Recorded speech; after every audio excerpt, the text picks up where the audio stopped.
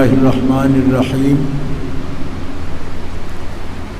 رب اشرح لي صدري ويسر لي أمري واحلل عقدة من لساني يفقهوا قولي الحمد لله الذي لا مانع لحكمه ولا ناقض لقضائه والصلاة والسلام على سيد أنبيائه وسند أوليائه وأحبابه المعارضين لأعدائه أما بعد فأعوذ بالله من الشيطان الرجيم بسم الله الرحمن الرحيم إنما يريد الله ليذهب عنكم الرجس أهل البيت ويطهركم تطهيرا صدق الله العلي العظيم إن الله وملائكته يصلون على النبي يا أيها الذين آمنوا صلوا عليه وسلموا تسليما اللهم صل على سيدنا ومولانا محمد وعلى آله وصحبه وبارك وسلم صلاة وسلاما عليك يا رسول الله صلاة وسلاما عليك يا حبيب الله مولاي صل وسلم دائما أبدا على حبيبك خير الخلق كلهم محمد سيد الكونين والثقلين والفريقين من عرب ومن عجم منزه عن شريك في محاسنه فجوهر الحسن فيه غير منقسم ثم الرضا عن أبي بكر وعن عمر وعن علي وعن عثمان ذي الكرم والآل والصحب ثم التابعين لهم أهل التقى والنقى والحلم والكرم اللہ تبارک و تعالی جل جلالہ وعم نوالہ وآزم شانہ واتم برہانہ کی حمد و ثنا حضور قائد المرسلین سید النبیین سید العالمین امام الاولین والآخرین جناب محمد مصطفیٰ احمد مجتبیٰ صلی اللہ علیہ وآلہ واصحابہ وبارک وسلم کی بارگاہ اقدس میں ہدیہ صلاۃ السلام کے بعد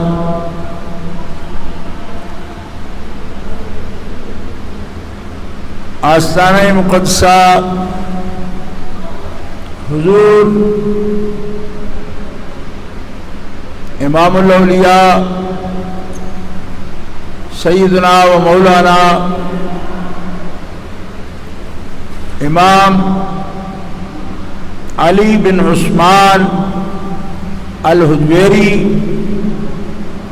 حضور داتا گنج بخش رحمت اللہ تعالی علیہ رحمتاً واسعہ آپ کی بارگاہ مقدسہ میں عظیم الشان جامع مسجد داتا گنج بخش رحمۃ اللہ علیہ میں جمعۃ المبارک کے اس مقدس دن میں کچھ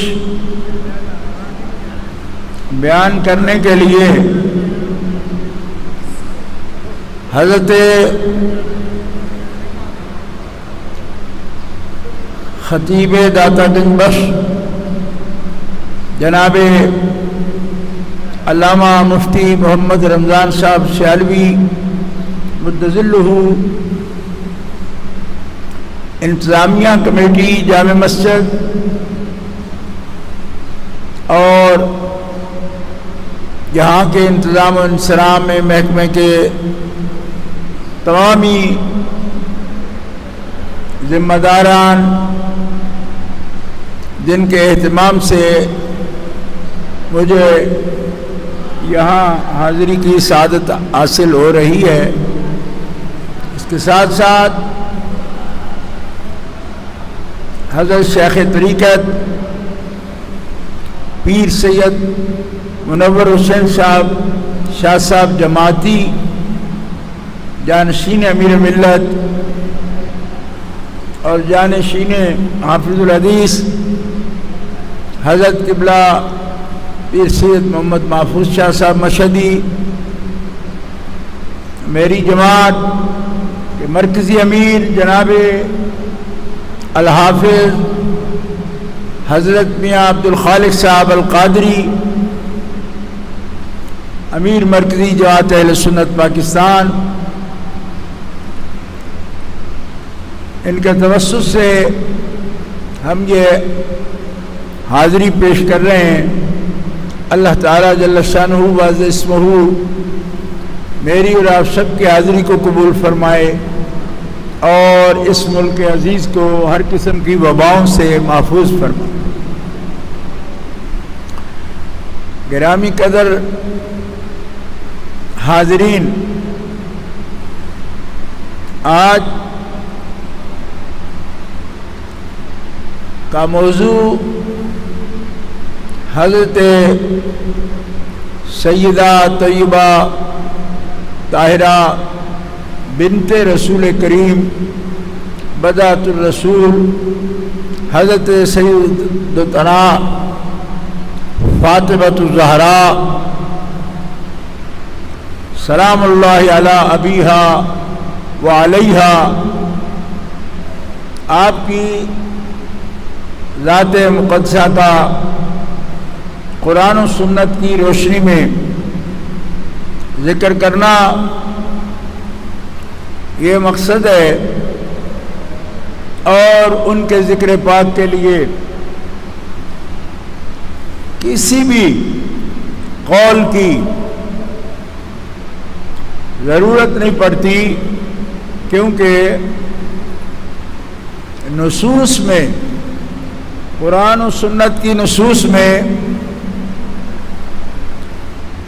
ان کی عظمت اور شان، اللہ تعالیٰ کے ہاں ان کا مقام اور ان پر ذات مطلق کے انعام، اس سب کا ذکر قرآن پاک کی نصوص صریحہ میں موجود ہے، احادیث متواترہ و مشہورہ میں اس کا بیان موجود ہے۔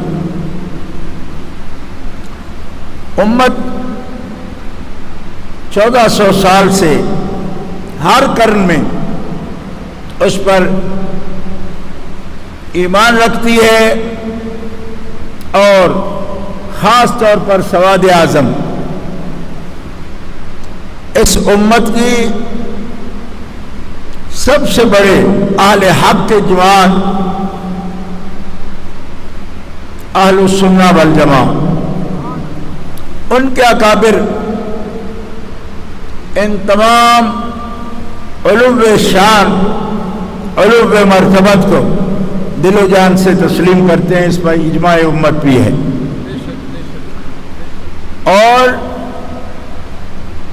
آپ کی شان پاک میں اگر ایک آیت کریمہ کا بھی مفہوم مختصر بھی بیان کیا جائے، ایک آیت کریمہ سے بھی جو کچھ مسائل فضائل معلوم ہوتے ہیں مختصر وقت میں بیان نہیں کیے جا سکتے، اس لیے ان میں سے چند باتیں آپ کے سامنے ذکر ہوں گی۔ خاص طور پر اس آیت کریمہ کا ترجمہ ضرور ذہن نشین فرمائیے، جو آیت میں نے بطور عنوان آپ کے سامنے تلاوت کی ہے۔ اللہ تعالیٰ جل شانہ وعز اسمہ کا فرمان ہے، انما یرید اللہ لِيُذْهِبَ عَنْكُمُ الرِّجْسَ أَهْلَ الْبَيْتِ وَيُطَهِّرَكُمْ تَطْهِيرًا۔ سورہ احزاب سے یہ آیت کریمہ کا کچھ حصہ تلاوت کیا گیا ہے۔ اللہ تعالیٰ جل شانہ کا فرمان ہے، اے اہل بیت، اہل بیت رسول، اللہ تعالیٰ چاہتا ہے، اللہ تعالیٰ چاہتا ہے کہ آپ سے، اہل بیت نبوت سے ہر طرح کی وہ بات یا شے کہ جس سے اہل بیت اطہار پر الزام آئے، ہر اس شے کو جس شے سے اہل بیت پر الزام آئے، ایسی چیز اور ایسے قول، ایسے فعل کو اللہ تعالیٰ آپ سے دور کر دے۔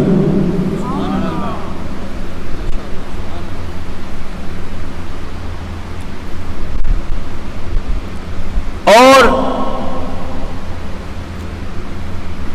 اہل بیت نبوت، آپ کو اس طرح پاکیزہ، ستھرا اور اجلا ایسا نکھار دے کہ جس طرح مالک کی قدرت ہے اور جس طرح نبی علیہ السلام کی شان کے لائق ہے کہ ان کے اہل بیت اجڑے ہوں، نکھرے ہوں، پاک ہوں، اس شان کے لائق آپ کو پاک کر دے۔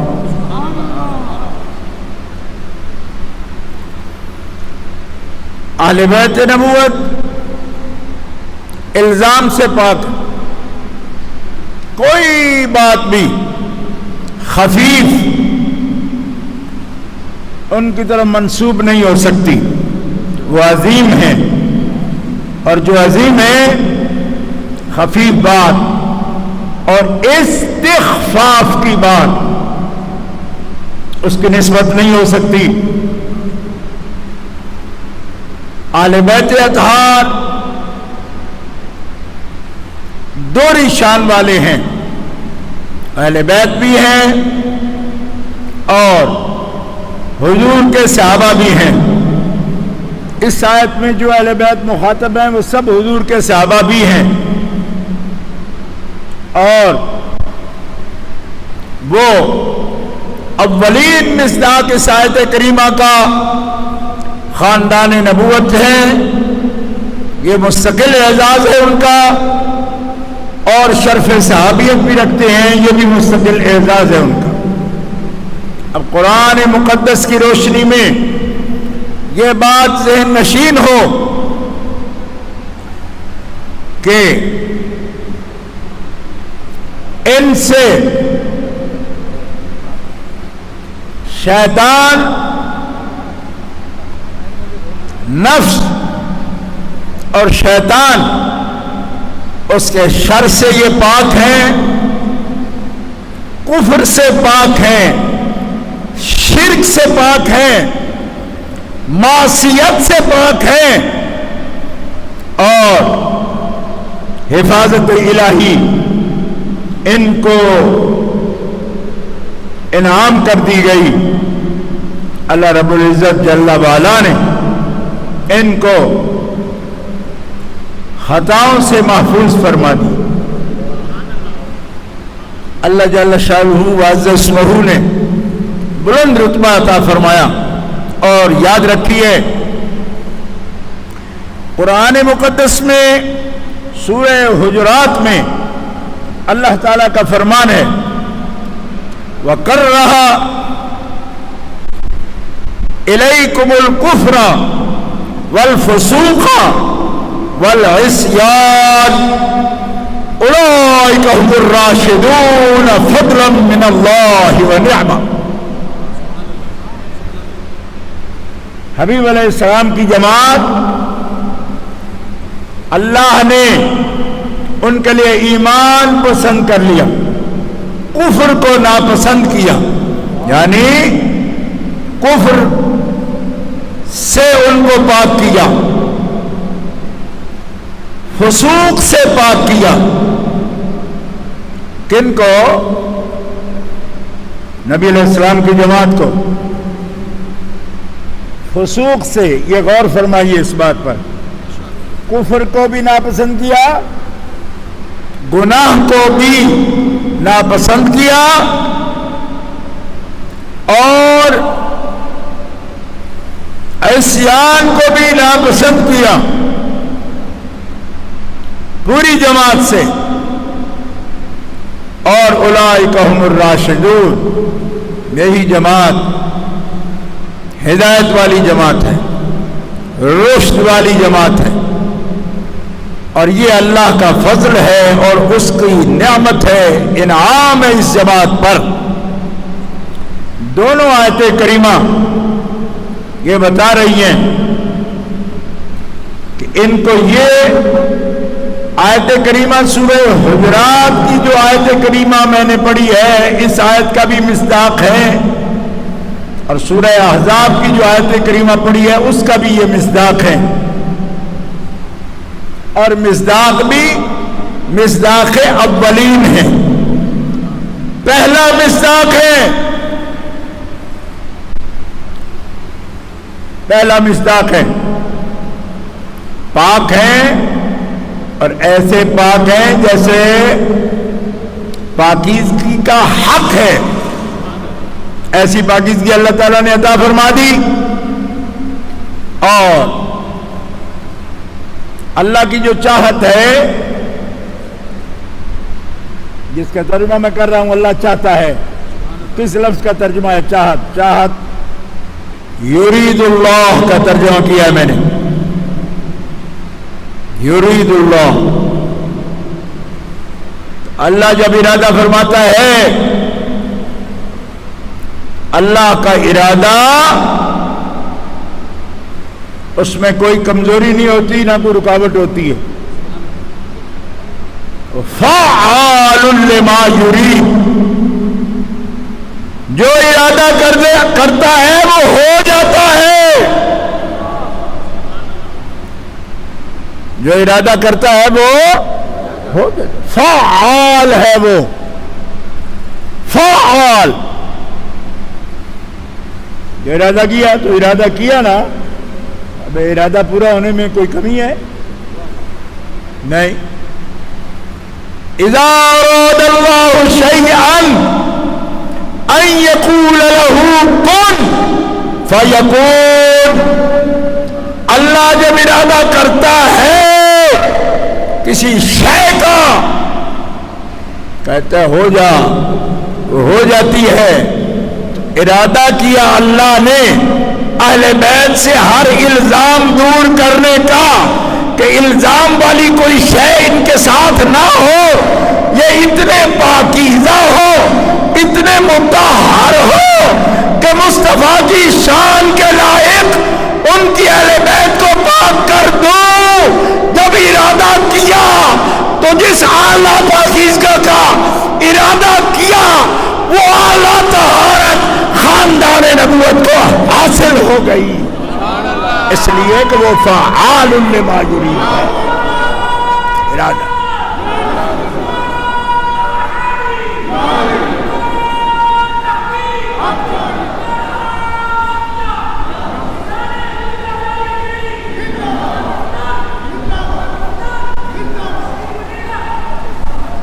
لہذا گناہ اس کی نسبت کرنا یا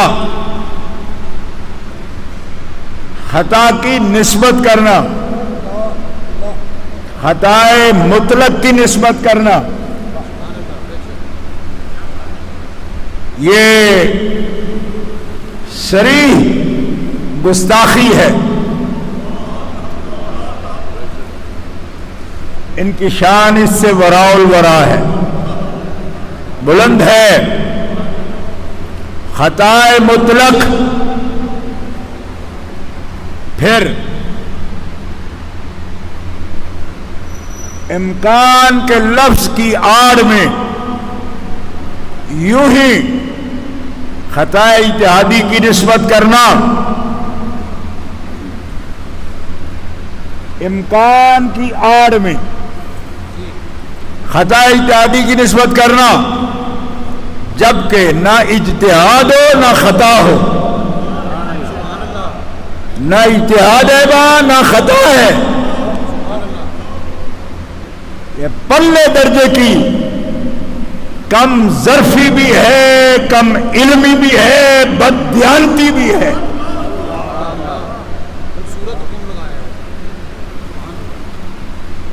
اس لیے امکان کا مطلب وقوع نہیں ہوتا. کیوں؟ اس لیے کہ وہ محفوظ ہے نا. یہی تو کہہ رہا ہوں، محفوظ عن الخطا ہے. تو حفاظت کس کی ہے؟ کس کی حفاظت ہے؟ کسی سونے والے کی نہیں، اونگنے کے والے کی نہیں، کسی کمزور کی نہیں. جس کو عارض یا حادث کوئی کمزوری آئے کہ کچھ وقت کو حفاظت اٹھ جائے، ایسی نگرانی میں نہیں. اس لیے اللہ لا الہ الا هو الحی القیوم لا تأخذہ سنۃ ولا نوم. اس کو کیسی کمزوری جب یہ ذوات مقدسہ خاندان نبوت اس کی حفاظت میں ہے. ایسی مضبوط حفاظت میں نہ نفس نہ شیطان اور نہ کوئی ایسا عامل کہ جس کی وجہ سے وہ خطا کے مرتکب ہوں. ہاں، کچھ بچے یہ پوچھتے رہے، علماء سے پوچھا، میں نے سنا کہ جو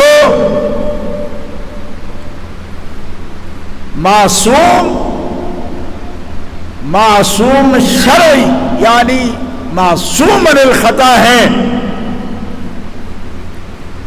انبیاء کرام علیہم السلام و رسول اعظام علیہم السلام، ان کی طرف خطا اجتہادی کی نسبت اگر مفسرین نے بعض آیات کی تقریر میں کی ہے تو یہ کیسے ہو سکتا ہے کہ بعد از انبیاء اور رسول اعظام کے بعد خاندان نبوت کے لیے یا صحابہ کرام کے لیے خطائے اجتہادی کی نسبت نہیں کی جا سکتی، تو پھر یہ ان کی شان تو ان کے سے ورا مانی جائے گی. بھلے بندو ہوش کے ناخن لو. یہ جو تم نے شغل بنا لیا کہ انبیاء کرام علیہ السلام کے بارے میں یا رسول اعظام علیہ السلام کے بارے میں آپ لوگ یہ کہہ رہے ہو کہ ان سے خطا اجتہادی ہوتی ہے؟ ایسا جملہ کسی وضاحت کے بغیر کہنا یہ کلمہ کفریہ ہے۔ میں امام الاولیاء سید الاولیاء ہمارے مرشد کامل حضرت داتا گنج بخش علی حجویری کی خدمت میں بیٹھا ہوا آپ کے روضہ اقدس کے اعتماد کے ساتھ یہ بات عرض کر رہا ہوں۔ مطلق یہ بات کہنا انبیاء سے خطا اجتہادی ہوتی ہے تو پھر اوروں کی طرف منسوب کرنا کیسے غلط ہے؟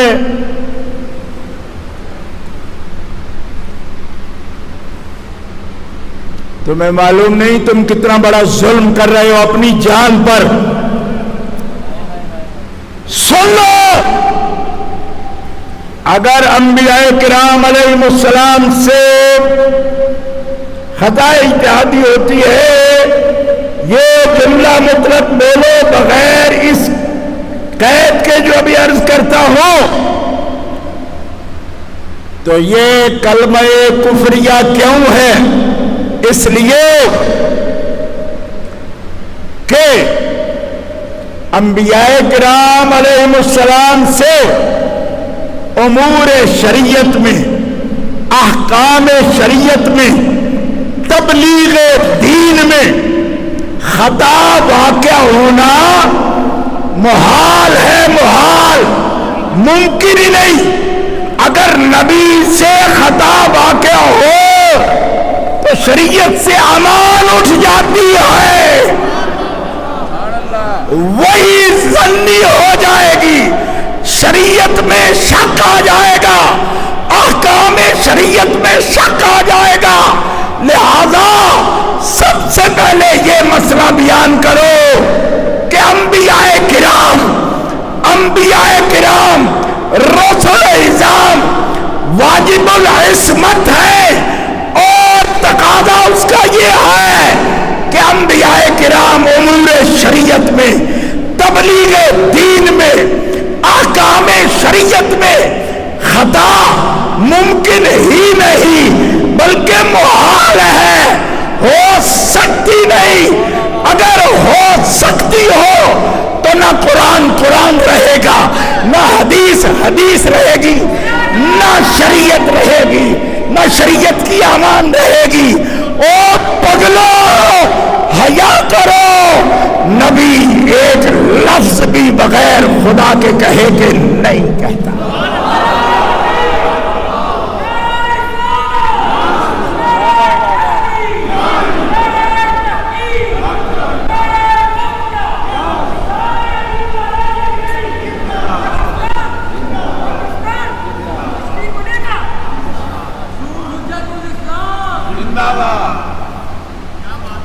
یہ کیا باتیں کر رہے ہو تم؟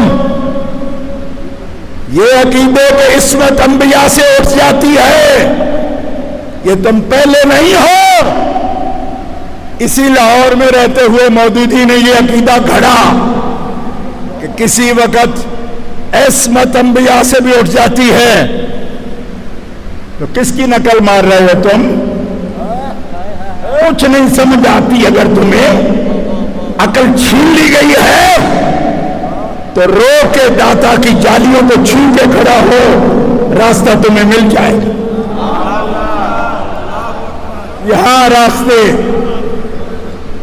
خارجیوں سے نہیں پوچھے جاتے، رافضیوں سے نہیں پوچھے جاتے۔ اہل عشق میں معین الدین کو بھی راستے کی تلاش ہو تو دادا گنج بخش سے پوچھتا ہے تو کدھر در بدر بھٹکتا ہے؟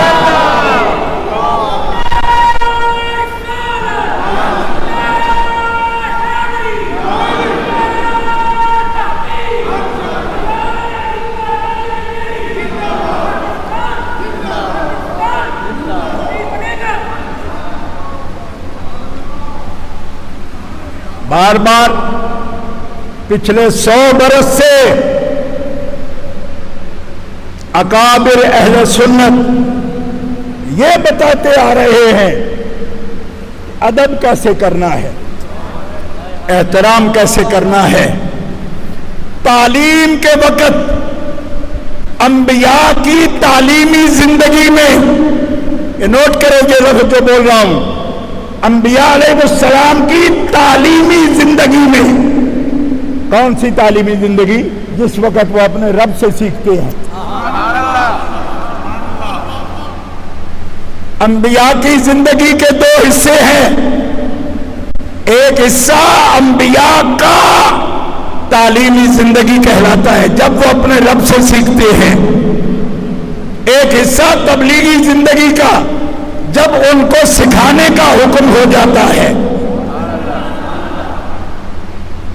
अंबिया के सीखने के अमल में सिखाने वाला उनका मालिक, दुनिया का उस्ताद कोई नहीं। वो चाहे तो उनके लिए आसा बोले, चाहे तो गवा बोले, चाहे तो अज़ल्ला बोले।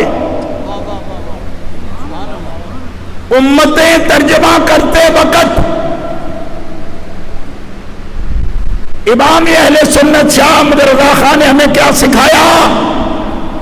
उनकी तालीमी जिंदगी में उनका मालिक सिखाते हुए जो भी बोले, तुम तर्जमा करोगे तो अदब का करोगे। ए उलमाए अहले सुन्नत, गौर करो, 100 साल में हमारे अकाबिर ने जो सिखाया, चंद दिनों में वो सारे अदब की दौलत तुमने लुटा दी। आज तुम्हारा मौजू ये हो गया है कि खता के 12 माने हैं, सिर्फ 2 का इतलाक नहीं हो सकता, 9 का हो सकता है। तो क्या सिखा रहे हो कौम को कि किस तरह उनकी बारगाह में जुर्रत की जा सकती है, किस तरह उनकी बारगाह में जुर्रत की जा सकती है। तुम अदब सिखा रहे हो या बेअदबी सिखा रहे हो? और अहले सुन्नत व जमात हनफी मातुरीदी, फिर कहता हो अहले इश्क मोहब्बत, अहले सुन्नत अहले अदब है। वो अदब में कोशिश करते हैं, बेअदबी की जरूरत ही कभी नहीं करते। अब भी मौका है पलटो, अब भी मौका है। बाजा बाजा, हर आंच हस्ती बाजा, घर काफिरो गदरो बुत परस्ती बाजा। ए दरगाह मास, आ दरगाह मास, दरगाह नौमीदी नेज, 7 बार अगर तौबा शिकस्ती बाजा बाजा बाजा बाजा बाजा, हर आंच हस्ती बाजा।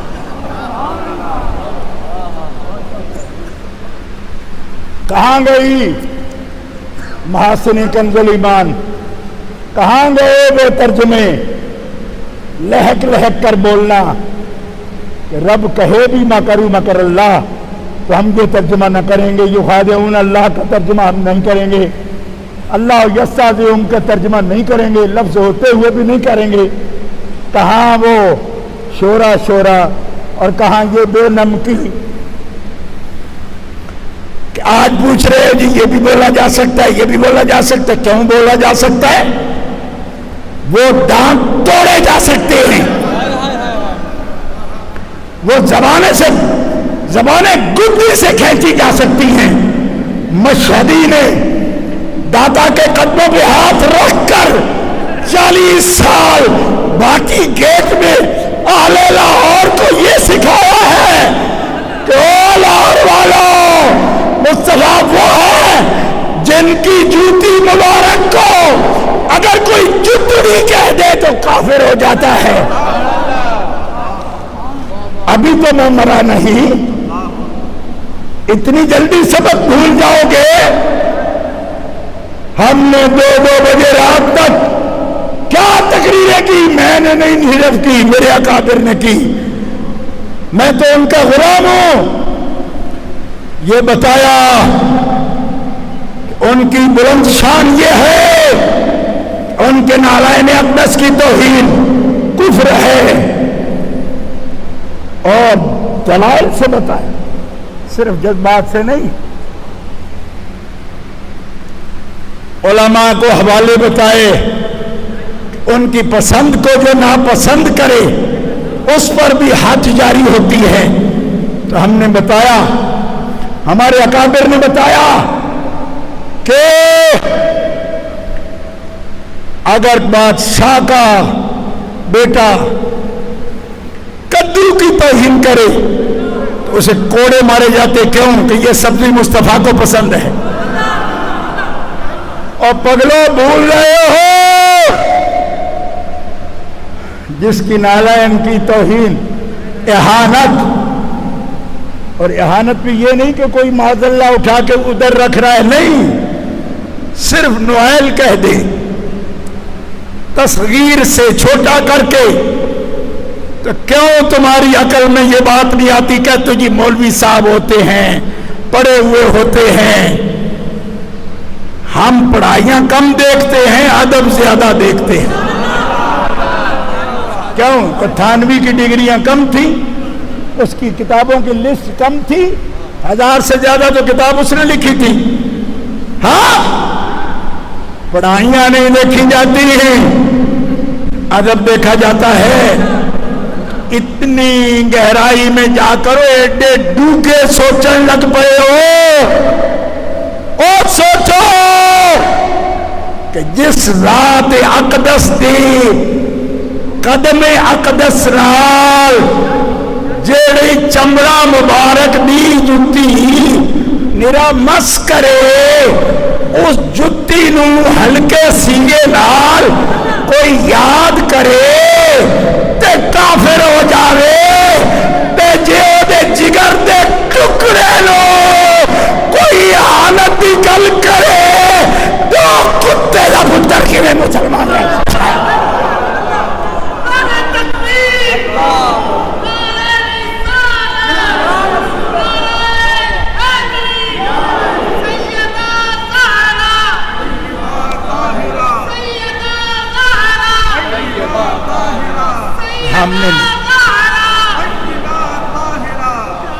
عجیب بات ہے، جب سمجھنا چاہو تو سمجھ آئے، جوتی مبارک کی بھی سمجھ آ جائے، نہ سمجھنا چاہو تو جگر کے ٹکڑے کو نہ سمجھو۔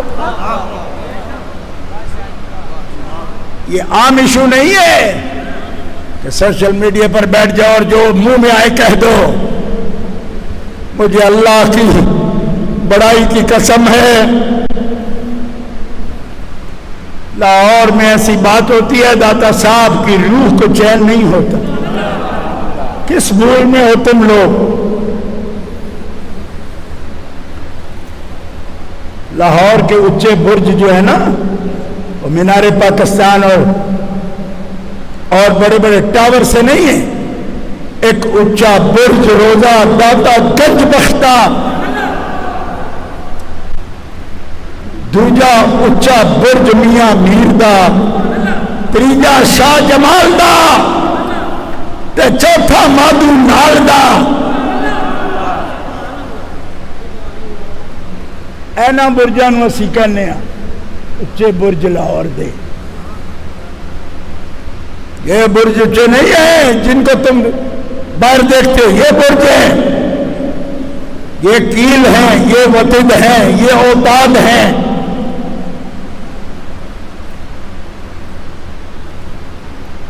آج وہ اضطراب میں نہ ہوتے تو میں نہیں آتا۔ جب بھی اضطراب میں آئے ہیں، غلام نوکر بن کے ہم حاضر ہوئے، آج بھی ہوئے، کیونکہ وہ اضطراب میں ہیں۔ جناب محمد رسول اللہ، ان کے انعامات کا جواب امت یہ نہیں ہے جو تم دے رہے ہو یا سن رہے ہو۔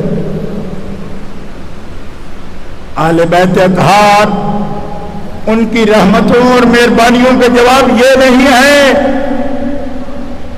اصحاب رسول کی محنتوں کا جواب یہ نہیں ہے۔ ہم لوگ اور کر ہی کیا سکتے ہیں؟ ہم تو اعلیٰ سے فرماتے ہیں ہمیں تو بھیک بھر کی بس یہ پتا ہے کہ مانگنا کیسے ہے، کر کیا سکتے ہیں؟ کیا ہم ان کی محنتوں کا، ان کی رحمتوں کا ہم ناکارے کیا انعام کا جواب دیں گے؟ ایک ادب ہی تو ہے، ایک نذرانہ درود و سلام ہی تو ہے، اور اگر وہ بھی نہ کر سکے تو پھر تے جے جمے تے جے نہ جمے، اور کر کیا سکتے ہیں؟ جو بڑے چیمپئن بنتے ہیں تم تو کھاتے ان کا ہو، پیتے ان کا ہو، تمہاری اوقات کیا ہے؟ مفتی اعظم ہند جیسے یہ کہہ گئے کہ کھاتے ہیں تیرے در کا، پیتے ہیں تیرے در کا، پانی ہے تیرا پانی۔ تو مفتی اعظم ہند جب یہ کہہ رہے ہوں، بابا بلا ہمیں کہتا ہے قصوری رحمت اللہ علیہ وہ علم بس کریو یار، جب قرآن کہے کہ علم بس نہ کری تو بابا کیوں کہتا ہے؟ اس جیسے مولویوں کو دیکھ کر کہتا ہے اس علم بس کری جڑا تینوں بے ادب بناوے، اس در تے جاویں او علم سکھی جڑا علم تینوں احترام مصطفیٰ دسے۔ آج اندھیر ہو گیا، بہانے بنائے لوگوں نے کہ معصوم نہیں ہے، وہاں تو ممکن یا امکان موجود ہے۔ بھئی امکان موجود ہے، امکان موجود ہے، لیکن تھوڑا دکھاؤں نقشہ امکان کا۔ وہ تو ذوات ہی بڑی بلند ہے، ان کی اولادوں کی اولادوں کی اولاد، حضور غوث الثقلین غیث الکونین شہنشاہ بغداد میرا محی الدین سیدنا عبد القادر جیلانی الحسنی والحسینی فرماتے ہیں کہ اولیاء صالحین ملہم من اللہ ہوتے ہیں، خطا کرتے نہیں، لیکن ہو جائے تو فوری الہام ہوتا ہے۔ کیوں؟ اس لیے کہ اللہ کی حفاظت کے پہرے میں ہوتے ہیں۔ تو جب یہ اولیاء کی شان ہے، اولیاء سے اوپر شہداء ہے، شہداء کے اوپر صدیقین ہیں۔ بات سمجھ آ رہی؟ بعد الانبیاء الصدیقین اولئک مع الذین انعم اللہ علیہم من النبیین والصدیقین والشہداء والصالحین وحسن اولئک رفیقا۔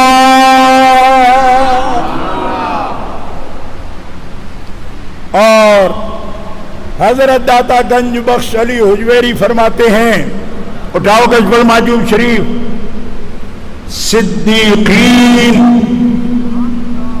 صدیقین اور نجبا نقبا، یہ حدیث کے میں درجات بتا رہا ہوں، ابدال اوتاد اقطاب اور قطب الاقطاب۔ اللہ کے ولی کے درگاہ پہ آپ بارگاہ میں اور مسجد شریف میں آپ موجود ہیں، ذرا غور کرنا، جب قطب الاقطاب یہ کہتا ہے، قطب الاقطاب ہے نا حضرت غوث پاک، فرد الافراد ہیں، قطب الاقطاب ہیں، غوث اعظم ہیں، فرمائے حفاظت الہی میں ولی ہوتا ہے، نفس اور شیطان کے شر سے اللہ اسے بچاتا ہے، اور توبہ کا الہام ہوتا ہے، الہام وہی نہیں ہوتی، الہام، اس طرح حفاظت ہے۔ پوچھا سیدہ بات، فرمایا 12 قطب الاقطاب ہیں جو خاتون جنت کے خاندان سے ہیں، 12، ایک ان کا شوہر ہے، دو ان کے بیٹے ہیں اور بیٹوں کے بیٹے ہیں. ان میں داتا گنج بخش علی حجویری بھی قطب الاقطاب ہیں اور ننہال ددیال سے سیدہ خاتون جنت کے بیٹے ہیں.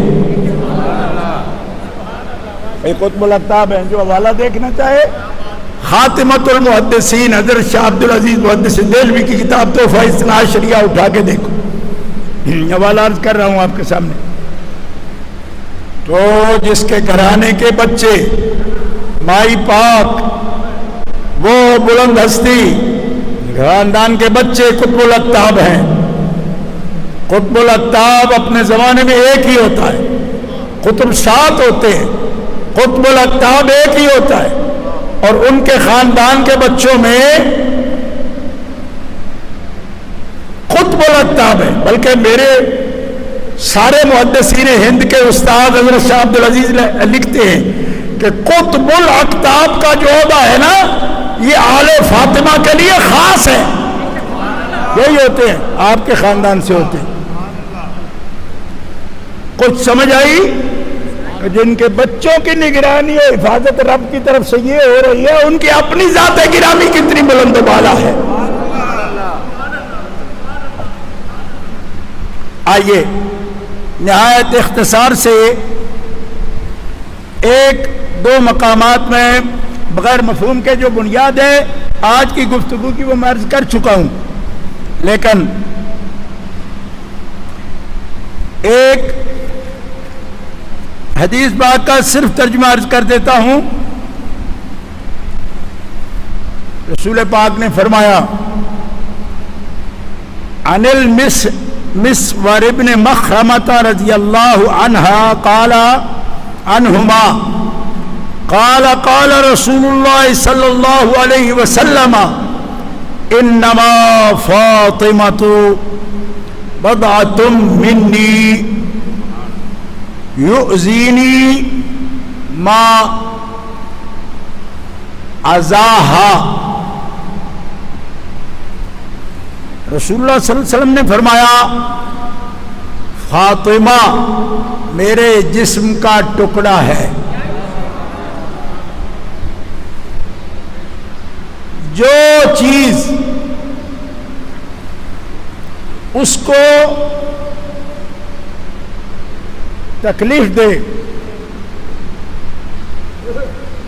اس سے مجھے تکلیف پہنچتی ہے. رسول اللہ فرماتے ہیں فاطمہ کی اذیت میری اذیت ہے, تکلیف ہے. لہذا حضرت خاتون جنت کے بارے میں کوئی ہلکا کلمہ بولے, ہلکا خفیف, اس حدیث کی روشنی میں وہ سیدہ کے لیے ہلکا نہیں کہہ رہا, رسول اللہ کے لیے ہلکا جملہ بول رہا ہے. کیوں؟ اب میرے جسم میں ٹکڑا ہے اور رسول اللہ صلی اللہ علیہ وسلم کے جسم کا ٹکڑے کی تشریح امام محمد رضا خطبات رضویہ میں فرماتے ہیں کہ بضعۃ منی, حصہ ہے میرا. کون سا؟ فاضل بریلوی محدثین کا معنی بیان کر رہے ہیں. کیا آپ فرماتے ہیں وَعَلَى فِلْزَةِ قَبْضِ خَيْرِ الْأَنْبِيَاءِ, پیارے مصطفیٰ کے جگر کا ٹکڑا سیدہ فاطمہ الزہرا, جگر کا ٹکڑا ہے. اچھا, حضرت قاضی عیاض فرماتے ہیں حضور نبی علیہ السلام اپنی قبر انور میں جہاں آرام فرما ہے, آپ کے جسم اقدس اور آپ کے لباس مبارک کے ساتھ جو مٹی قبر انور کی مس کرتی ہے, چھوتی ہے, اس کا مقام عرش اعظم سے بھی بلند ہے. کیوں؟ کہ وہ جسم اقدس جس کے ساتھ وہ مٹی مس کرتی ہے مبارک مٹی وہ جسم عرش سے افضل ہے، اس لیے وہ مٹی بھی اس افضل اور اعظم کے قرب کی وجہ سے عرش اعظم سے بلند ہے۔ کیوں کہ خدا کی مخلوق میں سب سے اعلیٰ جسم اقدس وہ حضور کا جسم اقدس ہے، اور پھر وہ اعلیٰ چیز ہے جو اس جسم کے قریب ترین ہے۔ اب تقریر نہیں ہے، بس آخری جملہ ہے، سن لو۔ حضرت قاضی اعیاد فرماتے ہیں، یحسبی الاندلسی فرماتے ہیں وہ مٹی تو صرف بدن کو مبارک کو چھوتی ہے، عرش اعظم سے بلند ہے، اور اس ہستی جس کو آپ نے اپنے جگر فرمایا، جب مٹی لرا چھو کر بدن کو عرش سے بلند ہو گئی، وہ جسم کا ٹکڑا ہے، جگر ہے، دل ہے مصطفیٰ کا، اس کا مقام عرش اعظم سے کیوں نیچی رہی؟ عرش اعظم سے بلند ہے فاطمہ الزہرا کا مقام، وہ قلب رسول ہے، وہ جگر ہے رسول اللہ کا، فلذت قبض خیر الانبیاء ہے۔ ابھی بھی سمجھ نہیں آئی کہ فاضل بریلوی یہ کیوں کہتے ہیں؟ تیری نسل پاک میں ہے بچہ بچہ نور کا، تو ہے انہیں نور، تیرا سب گھرانہ نور کا۔ یوں ہی نہیں کہا جاتا، فاضل بریلوی شعر تھوڑا کہہ رہے۔ پھر یہ فرما دیا کہ جس کے ساتھ علی و فاطمہ سے میری نسبت یہ ہے، علی و منی وانا منہ، حسین و منی وانا من حسین، صرف فاطمہ ہی بدا نہیں ہے، اولاد میری اور بھی ہے، وہ بھی میری بدعات ہیں، لیکن یاد رکھنا فاطمہ صرف تو رہ جائے گی، صرف تو رہ جائے گی، نوٹ کرو اس بات کو۔ لوگ کہتے ہیں کہ پھر ان کا ذکر کیے بغیر ان کا کرو۔ ایک وقت ایسا آ گیا کہ نہ بیٹیاں رہی دنیا میں، نہ بیٹے تھے، صرف فاطمہ تھی۔ اب آپ کو سمجھ آیا کہ ساری توجہ کا ارتکاز آپ پر کس لیے ہے؟ اس لیے ہے فرمایا ان کا میرے لیے مقام یہ ہے کہ جن کے ساتھ ان کی جنگ ہے ان کے ساتھ محمد کی جنگ ہے، اور جن کے ساتھ فاطمہ و علی کی صلح ہے ان کے ساتھ محمد کی صلح ہے۔ اور دعا دیتے ہوئے حضور نے فرمایا اللہم وال من والاہ وعاد من عاداہ۔ احادیث صحیحہ اٹھا کے دیکھو، مالک جو علی اور فاطمہ سے محبت کرے تو اسے محبوب بنا لے، اور جو ان سے عداوت کرے تو اس سے دشمنی کر۔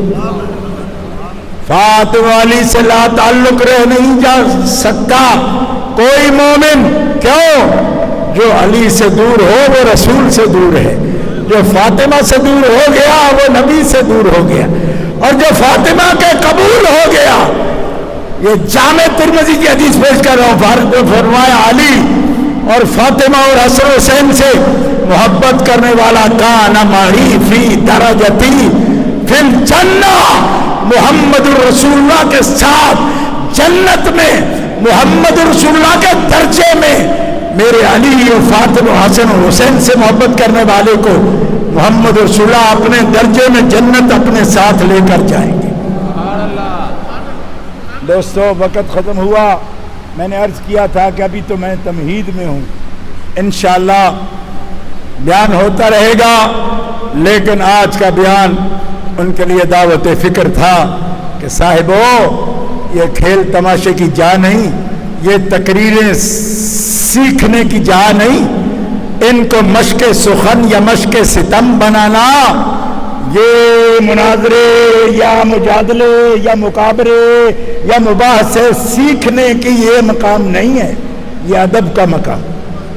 ادب گوہر زیر آسماں عرش نازک تر نفس گم کردہ می آید جنید و بایزیدی جا، یہ ادب کا مقام ہے۔ ادب سے آ، ادب سے آ، ادب سے آ، بازا بازا بازا بازا، ہر آنچ ہستی بازا، اس لیے کہ درگاہ بڑی ہے، وہ معاف کرنے والے ہیں، کر دیں گے۔